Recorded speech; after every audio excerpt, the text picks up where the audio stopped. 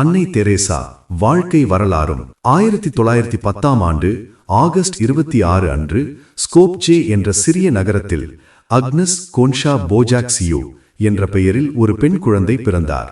சிறு வயதிலிருந்தே தேவனின் சித்தத்தை கண்டறிய வேண்டும் என்ற ஆவல் அன்னையின் இதயத்தில் இருந்தது.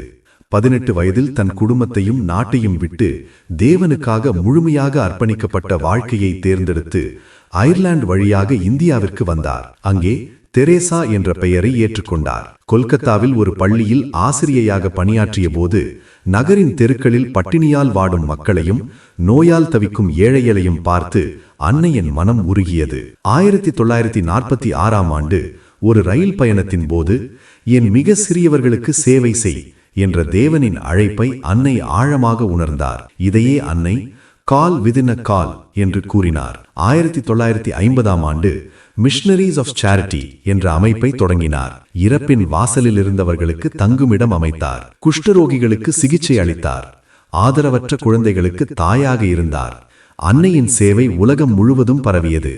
1979ஆம் ஆண்டு நோபல் சமாதான பரிசு பெற்றார். ஆனால் அன்னை எப்போதும் தன்னை உயர்த்தி கொள்ளவில்லை.